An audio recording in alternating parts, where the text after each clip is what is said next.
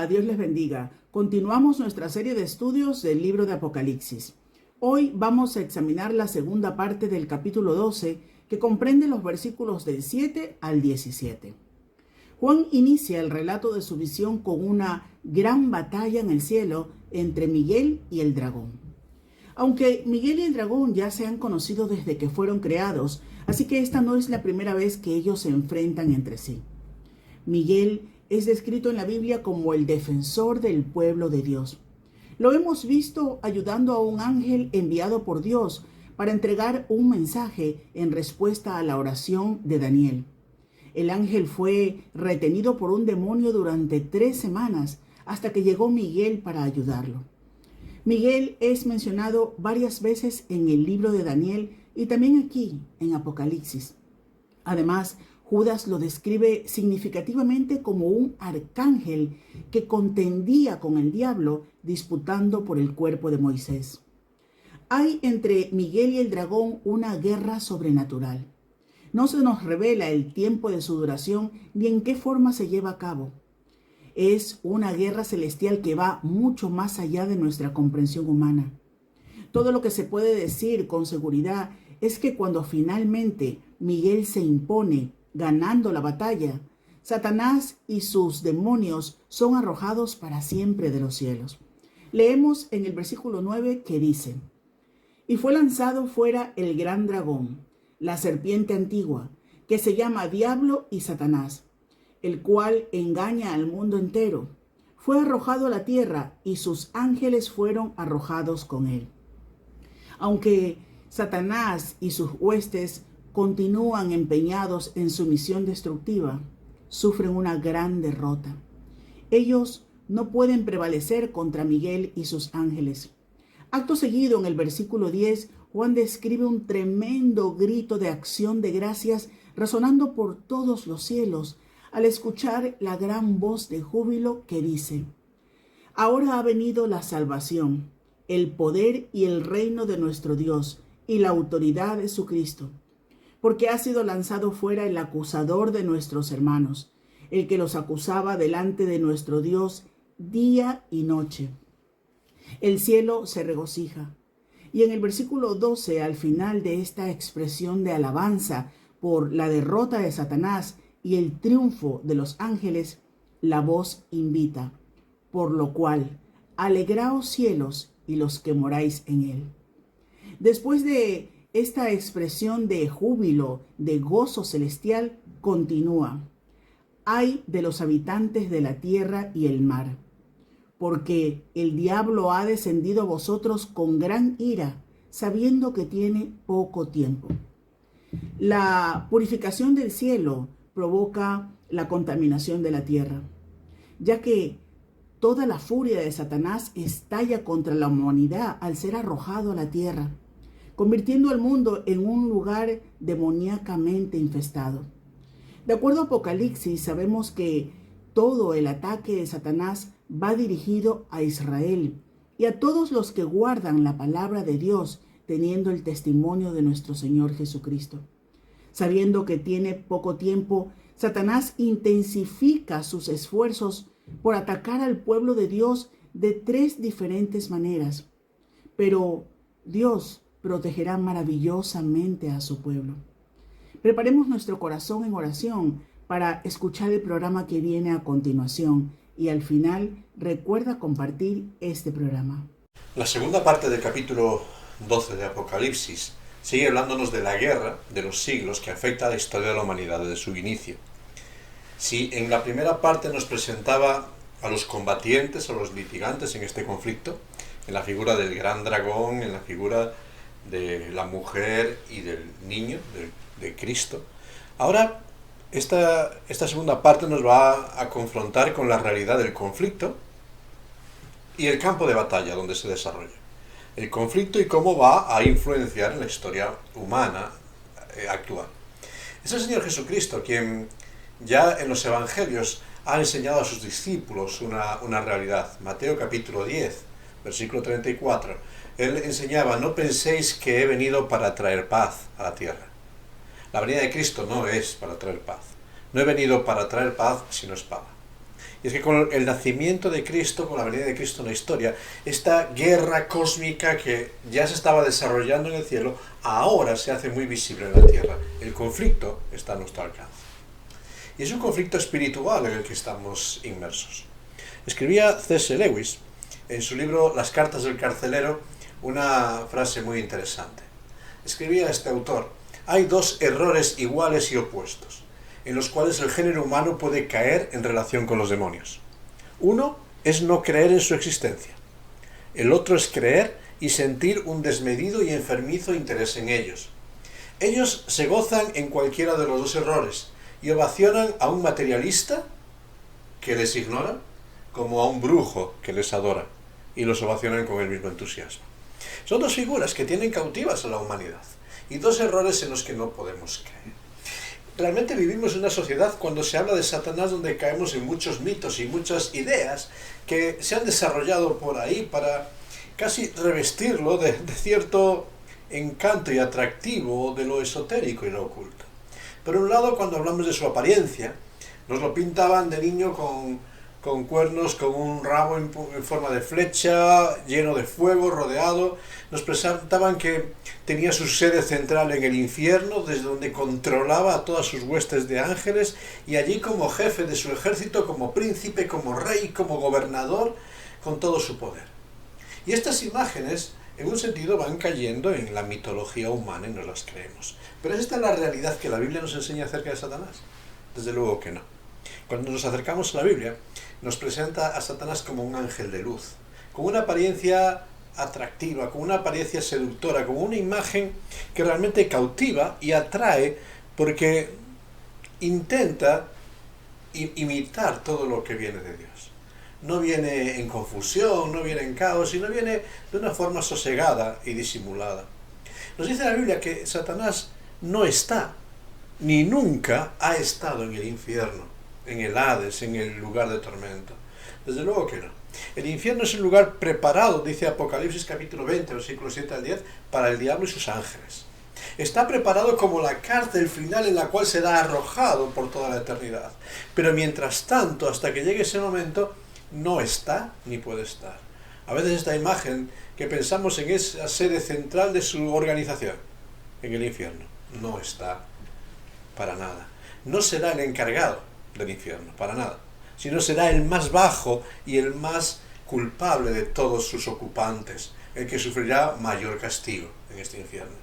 Sin embargo, la Biblia nos dice que al presente, dice el apóstol Pedro, 1 Pedro capítulo 5, versículo 8, el diablo anda como león rugiente, rondando y buscando a quien devorar, buscando cómo destruir la obra de Dios en cada una de nuestras vidas, buscando cómo alejar a personas del camino de la salvación. Busca ese engaño y se presenta delante de Dios para desbaratar los planes de Dios. Quiere seguir en este conflicto. Trabaja en la tierra para volver a los hombres contra Dios y sembrar estas ideas de gnosticismo, ateísmo y todo tipo de ismos, con tal de que no busques a Dios y no le mires a Él. Pero también trabaja en el cielo para volver a Dios y contra de sus hijos, como el acusador de los hermanos, diciéndole: mira fulanito, mira aquel que dice, como el acusador constante. Ya ha sido derrotado. El diablo ya ha sido derrotado en la cruz. Solo falta que llegue el tiempo de cumplir su sentencia y que sea atado por toda la eternidad. Pero mientras tanto está activo y muy activo en nuestro entorno. Y es en medio de este entorno donde la batalla espiritual se manifiesta. Ahora, Apocalipsis capítulo 12 nos presenta que esta batalla tiene dos campos en los cuales se desarrolla. Por un lado, ha tenido una primera escena en el cielo. En segundo lugar, tiene una segunda escena en la tierra. La del cielo, que ya está cumplida, ha sellado la derrota de Satanás. En la tierra, donde está aún emergente este conflicto, estamos a la espera de que Satanás sea retenido por toda la eternidad en el lago de fuego. En estos dos campos está la batalla. Versículos 7 a 12 nos habla de la batalla que se ha lidiado ya en el cielo.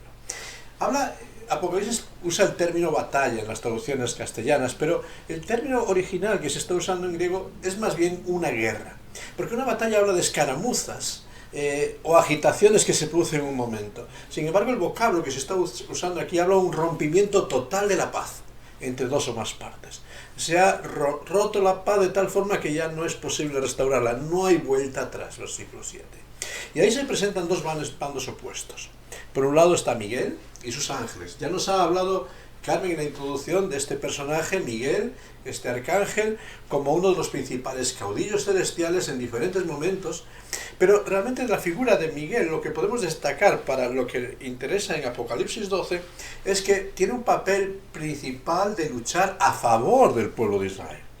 Es el ángel que protege de forma especial a la mujer, al pueblo de Israel. Daniel capítulo 10, 21, capítulo 12, versículo 1. De hecho, lo vamos a encontrar en Judas capítulo 1, versículo 9, como aquel que está disputando con el propio Satanás por el cuerpo de Moisés. Hay cosas ahí que no podemos llegar a entender en su claridad, pero hay una batalla que se está lidiando en el cielo, donde Miguel, como el protector del pueblo de Israel, está en conflicto con Satanás. Y por otro lado, el dragón y sus ángeles, ¿verdad? El dragón como la figura de Satanás y de todos aquellos que, movidos por él, procuran usurpar el dominio, la soberanía de Dios. Todo aquello que le corresponde a Dios intentan usurparlo. ¿Cuál es el resultado de esta batalla? Como es una batalla que decimos ya se dio en el pasado, el resultado lo sabemos. Dice el versículo 8, no prevalecieron, no fueron más fuertes, no tuvieron oportunidad de vencer, ni se halló lugar para ellos en el cielo.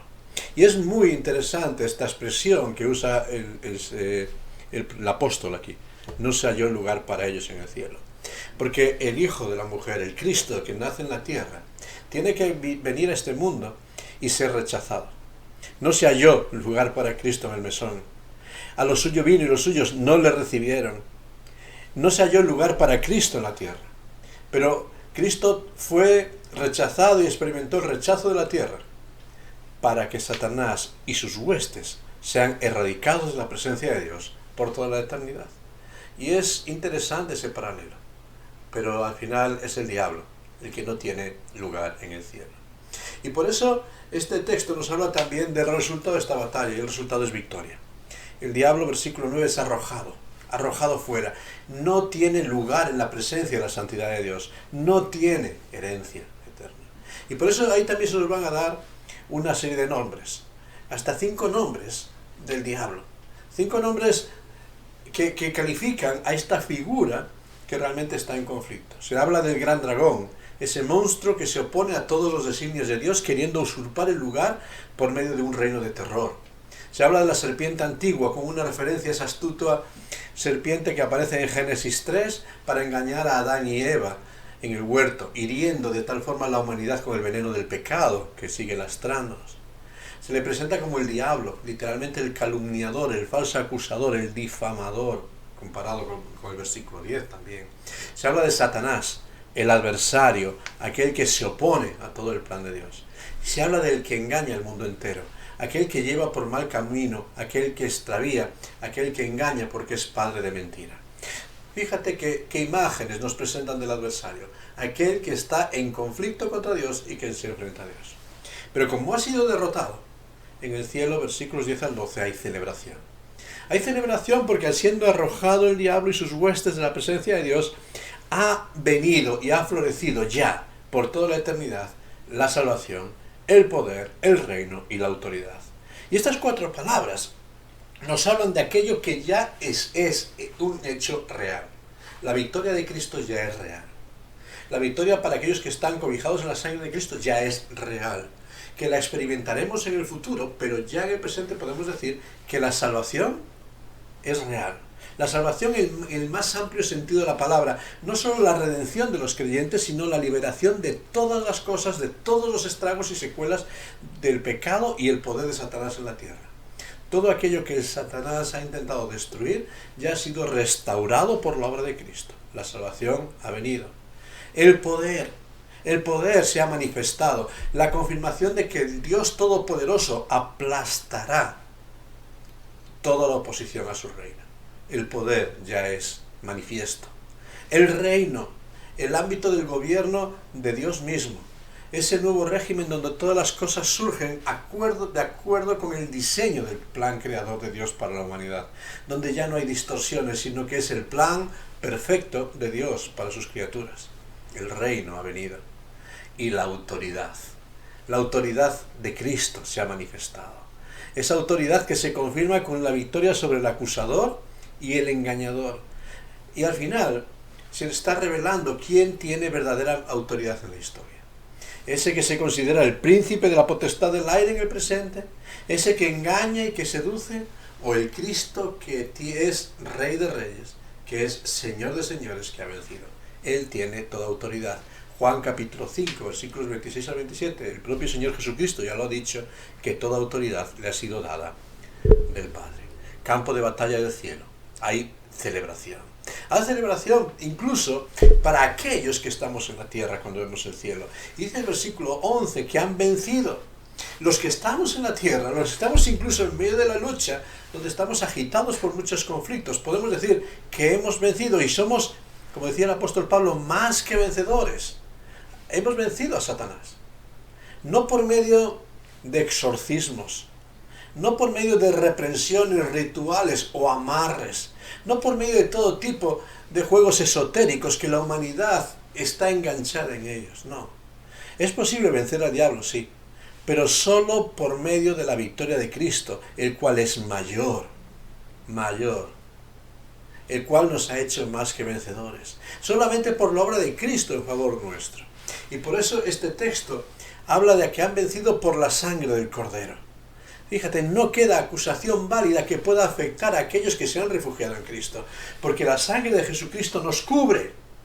Es la propiciación por nuestros pecados. Eso es lo que significa propiciación. Si mi pecado Dios lo está viendo, la sangre de Cristo me cubre de tal forma que Dios ve la sangre, ve la deuda pagada. Mi pecado ya no tiene condena, porque Cristo ha pagado la deuda. La sangre del Cordero me libra de toda la condenación. Por la palabra del testimonio de ellos, aquellos que a pesar de persecuciones, seducciones o muerte, han manifestado la fidelidad de Dios y la fidelidad a Dios. ¿Sabes? Es muy fácil decir en el día de hoy, Dios me bendice. Es muy fácil decir en el día de hoy, Dios me cuida. Pero realmente el testimonio de aquellos que están protegidos por la sangre del Cordero no se ve hoy, sino que se ve en el largo periodo. Mateo 24 dice, el que persevere hasta el fin. Aquel que su testimonio evidencia que realmente ha estado refugiado en la sangre del Cordero. ¿Sabes? No son las palabras lo que decimos, sino son nuestras acciones. Y esa palabra testimonio, martureo, esa prueba en medio de luchas y batallas. E incluso habla más, versículo 11, ese compromiso con la fe de llegar incluso hasta la misma muerte. Inalterable ese compromiso fiel, compromiso constante. Es muy fácil, quizás desde nuestra perspectiva de unas sociedades hasta cierto punto acomodadas, a hablar de fe y de creencia. Pero aquellos primeros discípulos a los cuales está escribiendo esta carta, como decíamos, en la zona de Asia Menor estaban sufriendo las persecuciones del Imperio Romano. Estaban muchos siendo llevados al circo, quemados, ajusticiados por causa de su fe. Estaban siendo perseguidos y desarraigados de su entorno y sus familias por causa de su fe. Ese compromiso con la fe en Cristo, ese compromiso de decir yo creo en Cristo y le sigo a pesar de todas las batallas, es el que manifiesta que realmente estaban cubiertos por la sangre de Cristo. Y esos, a pesar de que sus cuerpos estaban siendo maltratados, han vencido y podían decir que eran más que vencedores en Cristo y podían quitarle la vida, pero no podían quitar su herencia. Han vencido. Pero sin embargo, en el cielo, cuando termina este pasaje, hay sentimientos encontrados. Hay gozo y hay lamento. Dice el versículo 12 y termina, alegraos. Alegraos aquellos que estéis refugiados en Cristo. Alegraos porque el poder del diablo ha sido derrotado. Alegraos. Pero aún queda un lamento. Hay para aquellos que por un breve periodo de tiempo tienen que experimentar en la tierra toda la ira del dragón derrotado. Tienen que experimentar la persecución, el acoso. Tienen que experimentar todos estos coletazos que vivimos hoy del diablo que intenta engañar, destruir, perseguir y asolar, que intenta destruir la obra de Dios. Campo de batalla del cielo. Pero esa batalla, cuando el diablo es arrojado del cielo, se traslada al segundo campo de batalla. Versículos 13 al 17. Ahora ya no es en el cielo. Allí la victoria de Cristo está consumada. El diablo está derrotado, no puede entrar, ha sido arrojado para siempre de la presencia de Dios. Pero mientras tanto, en el ámbito de la tierra, mientras no es encarcelado en las prisiones preparadas para él en el infierno, mientras tanto en este ámbito de la tierra sigue trabajando y sigue luchando contra Dios. Y hay varios ataques. Versículos 13 a 14 encontramos un primer ataque que dirige el dragón contra la mujer. Persiguió a la mujer. Como habíamos dicho en el mensaje anterior, esta mujer es el de Israel. Y este pueblo de Dios va a ser perseguido, va a ser acosado, va a intentar ser cazado constantemente. Realmente, si te paras un momento a ver la historia de la humanidad en los últimos siglos, vas a ver cómo ha habido y hay un antisemitismo muy marcado a lo largo de la historia. Hay quienes en el día de hoy quieren borrar de los libros de historia esa palabra antisemitismo, diciendo que no es verdad. Pero podemos pararnos y revisar cómo el pueblo de Dios ha sido acosado. El pueblo de Israel ha sufrido a lo largo de la historia la disciplina de Dios por su desobediencia. Pero la disciplina de Dios sobre el pueblo de Israel es una disciplina que restaura, que corrige, que destruye la idolatría, destruye la desobediencia y les vuelve hacia Dios. Sin embargo, la persecución del diablo contra el pueblo de Israel es una persecución destructora, que quiere borrar la huella del pueblo de Israel de la historia de la humanidad, el pueblo de Dios. En la época bíblica podíamos ver esta persecución manifestada por medio de Asiria, Babilonia, Medo-Persia, Grecia, Roma y demás pueblos como los filisteos, amonitas, moabitas, que constantemente estaban mirando hacia Israel como un centro para destruirlo. Superó ese tiempo. Pero en la época posbíblica podemos ver cómo a lo largo de la historia el pueblo de Israel ha sufrido constantemente estos ataques. Solamente 6 reseñas. En primer lugar, en el siglo XI, podríamos pensar en la primera cruzada. En la primera cruzada se destruyeron poblados de judíos y sus habitantes a lo largo de toda Europa. Se dice que en el año 1099, finales del siglo XI, allí en Jerusalén, los cruzados reunieron en la sinagoga a todos los habitantes de una ciudad y le prendieron fuego. Querían borrar la huella judía en la historia. Siglo XIII, finales del siglo XIII, Eduardo I destierra a los judíos de Inglaterra. Principios del siglo XIV, en Francia, son desterrados. Finales del siglo XV, 1492, son desterrados de España. Son expulsados literalmente, dejando atrás sus posesiones y sus vidas. Durante la Edad Media, mediados del siglo XIV, constantemente los judíos eran culpados de cualquier desastre que ocurría en la historia de la humanidad. Se les culpó de introducir la peste bubónica y fueron perseguidos brutalmente durante ese tiempo por todo el mundo. Siglo XIX. Se desata la gran persecución contra los judíos en Rusia. Un antisemitismo que llevó a miles de judíos a ser masacrados bajo la acusación de haber sido los responsables de la muerte del zar Alejandro II. Finalmente, el más conocido para todos, ¿verdad? Siglo XX. La Alemania nazi. No solo persiguió, sino que trató de exterminar a todo el pueblo judío. En pocos años, en un periodo muy breve de tiempo, más de 6 millones de judíos fueron masacrados. Un terrible conflicto. Una terrible persecución. La mujer, el pueblo de Israel, está siendo perseguido. Sin embargo, en todas estas escenas crueles, el pueblo de Israel sigue ahí. Y sigue sosteniéndose porque Dios protege a su pueblo. Dice el versículo 14 que se le dieron alas de águila. Una figura que nos recuerda la liberación que Dios tuvo para su pueblo en Egipto. Un símbolo de protección, de refugio, del cuidado de Dios sobre su pueblo en medio de toda la hostilidad reinante. Pero no se quedó ahí en la historia. Sí que hay una persecución, Pero versículos 15 y 16 nos habla de un segundo ataque del dragón. Arrojó de su boca agua como un río. A lo largo de la Biblia, el río puede ser una figura tanto de bendición como de ira. Aquí se entiende que es la manifestación de la ira de Satanás, que no ha podido destruir a Israel por medio de estos ataques antisemitas, y ahora continúa un nuevo ataque contra el pueblo de Dios. Y esta ira se va a manifestar más ya hacia el final del tiempo. Utilizando la figura del Salmo 124, versículos 2 al 5, podemos ver alguna referencia a los poderes humanos desatados por medio de ejércitos para ahogar al pueblo de Dios. Todas las naciones que se unirán contra el pueblo de Israel, desatados en un conflicto mundial. En un sentido, esto no se ha dado todavía, pero sí se está posicionando. Algo que está prefigurando los tiempos finales, pero que ya estamos viendo como cada vez más naciones están mirando hacia este lugar, y todo lo que ocurre en esta franja pequeñita de tierra se culpa al pueblo judío.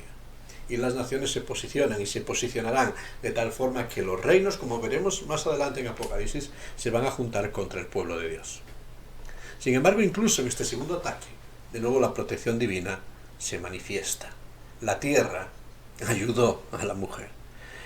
De nuevo, regresando al Éxodo, podemos ver cómo el Mar Rojo se frena, cómo después el río Jordán se frena, se separa, cómo la naturaleza misma se pone del lado del pueblo de Dios para abrir camino y refugiarlo de sus enemigos y persecuciones. De la misma manera que Dios ha protegido a su pueblo en el pasado, lo volverá a hacer en la historia, porque Dios es fiel y Dios cumple sus pactos, y Dios cumple su pacto con su pueblo escogido. Y vemos un tercer ataque, versículo 17. Un ataque ya más amplio. Y dice que como estos ataques continuos contra el pueblo de Israel están siendo frenados, dice que el dragón se llenó de ira contra la mujer y se fue a hacer la guerra contra el resto de la descendencia de ella. El resto de la descendencia de la mujer nos habla de que ante el fracaso de destruir a Israel, el ataque final de Satanás es contra la descendencia de Abraham por la fe. Gálatas capítulo 3. Versículo 7. Aquellos que no tienen que ver con una genética, con una descendencia, con un linaje según la carne, aquellos que son el Israel de Dios por la fe. Son aquellos que guardan los mandamientos de Dios. Aquellos que están sujetos a los decretos de Dios para decir que la voluntad de Dios es que creamos en el Señor Jesucristo. La voluntad de Dios es que sigamos al Señor Jesucristo. Son aquellos que se aferran, que pertenecen y que viven, tienen el testimonio de Jesucristo. Es decir, se aferran al sacrificio de Cristo, a los méritos de Cristo, al martirio de Cristo por cada uno de ellos. Pertenecen a la familia de Jesús y se comprometen con su obra poniendo la mano en el arado. Contra estos, la Iglesia de Dios, también el ataque furibundo de Satanás y sus huestes se manifiesta. Y es un ataque que cada vez vamos a ver más real, por medio de personas que rechazan y hablan de que todo lo que la Iglesia cuenta son mitos y sacan siempre el lado negativo de todas las historias. Sin embargo, la protección de Dios es real para su pueblo, porque al igual que con Israel, Dios pelea por los suyos y los defiende. Y aunque no se manifestarán manifestaciones tan prodigiosas, realmente la historia de la Iglesia se está escribiendo, y el ángel de Jehová acampa alrededor de los que le temen y los defienden. Esta es la promesa bíblica, y Dios es fiel. Por eso concluimos. Y cuando concluimos este capítulo 12, tenemos que concluir con una escena. La guerra espiritual es real. Vivimos en medio de conflictos espirituales desatados en la historia. Ahora, en medio de este conflicto, debemos de tener claro en dónde centramos nuestra atención. No debemos caer en la trampa de prestar más atención al enemigo que al Salvador. Me preocupa cuando en muchas ocasiones estamos más preocupados por reprender al diablo, cosa que no nos corresponde a nosotros. Por atar al diablo, por hablar del diablo, por acallar al diablo, que por hablar de nuestro Salvador. ¿Quién es el vencedor?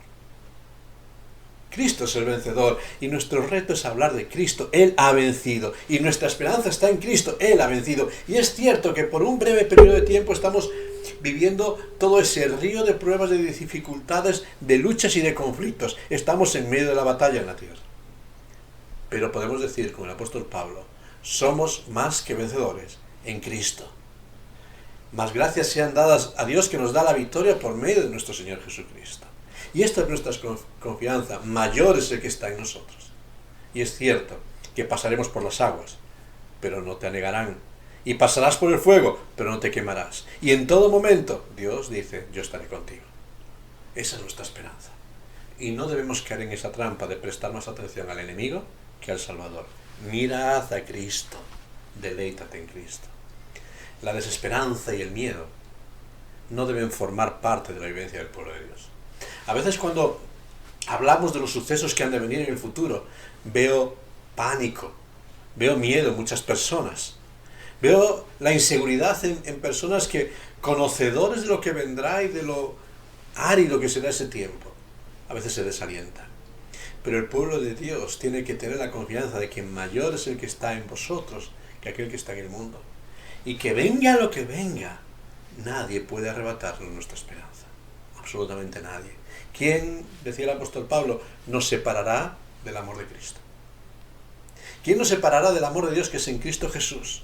Aquel que entregó a su Hijo por cada uno de nosotros, ¿cómo no nos dará con Él todas las cosas? Y por eso Pablo puede decir que ni la muerte, ni el peligro, ni hambre, ni persecuciones, ni pruebas, ni espadas, absolutamente nada nos puede separar del amor de Dios, que es en Cristo Jesús. ¿Qué seguridad más grande puedes tener que esto? Por eso, desesperanza tiene que desaparecer de nuestro vocabulario. Y tenemos que mirar hacia el futuro con gozo, porque lo mejor está por venir. Nuestra victoria está segura. Cristo ha vencido. Y por eso, en medio de este tiempo de conflicto donde la batalla está rodeándonos, nuestra responsabilidad en este tiempo es doble. Por un lado, tenemos la responsabilidad como creyentes de guardar los mandamientos de Dios. Solo aquel que persevera hasta el fin será salvo. Solo aquel que persevera en el camino está manifestando que ha sido cubierto por la sangre de Cristo. Y es importante nuestro compromiso. Nuestro compromiso no está con agradar a este tiempo, a este mundo, a esta sociedad, está con agradar a Dios. Guardar sus mandamientos. Y nuestro compromiso y nuestra responsabilidad es aferrarnos cada día más y más a la cruz de Cristo. Aferrarnos a la obra perfecta de Cristo, porque en Él está nuestra seguridad. En Él está nuestra victoria. En Él está nuestra esperanza. Por eso en este día, en medio de las batallas de los siglos, en medio de esta batalla real, en este campo que es la tierra donde el Señor nos tiene en este tiempo, ¿estás aferrado a Cristo? ¿Estás aferrado a aquel que ha vencido y dice, Señor, yo soy parte de tu equipo, yo quiero estar en tu equipo, quiero luchar contigo? ¿Estás comprometido? ¿Has lavado tu vida en la sangre de Cristo? ¿Has permitido que la sangre de Cristo sea la propiciación por tus pecados? ¿Estás viviendo para Cristo? ¿Estás asumiendo el reto de identificarte con el pueblo de Dios en este tiempo? ¿De ser militante de ese pueblo de Dios, de su iglesia? A pesar de la persecución, a pesar del rechazo, te estás identificando y estás diciendo, yo soy de Cristo. Aquel que le niegue, en el día de hoy dice el Señor que yo le negaré.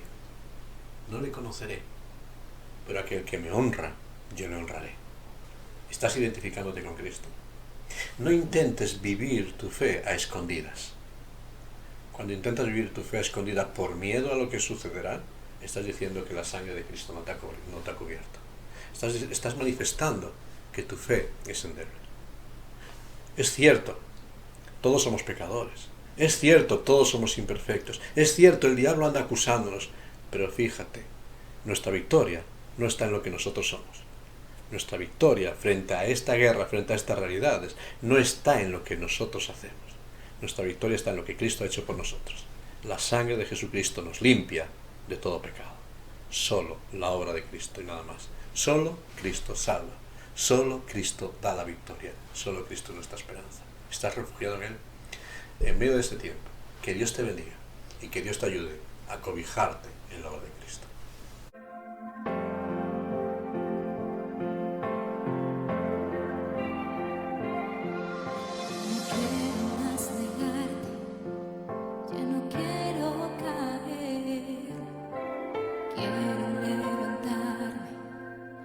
Ser un vencedor, no quiero verme más perdido en mis llantos ni dolor. Quiero ser útil a tu causa y ser un triunfador. Ven y entra a mi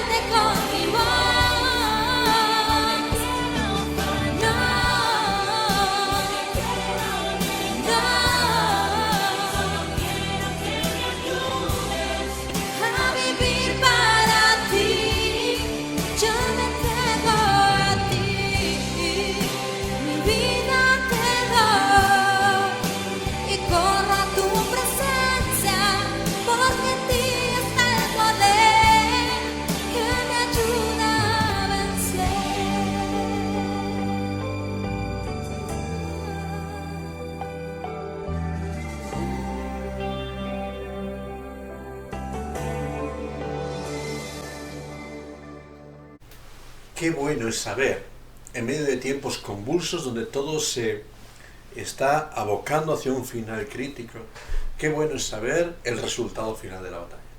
Qué bueno es decir que hay victoria. Hay victoria para aquellos que se refugian en el Señor Jesucristo. Hay victoria para aquellos que reciben la obra de Cristo y se abrazan a ella como la obra perfecta para la remisión de pecados. Hay victoria en Cristo y en perseverar en el camino de Cristo. Ahora bien, ¿estás cobijado ahí? ¿Sabes? El engaño del engañador, el engaño del dragón, la serpiente antigua, que siempre intenta desvirtuar el plan de Dios, es hacernos creer quizás que no pasa nada, que no hay infierno, que no hay juicio, que no hay castigo, que Dios no va a condenar a nadie, que Dios no existe, que no existe ni el bien ni el mal.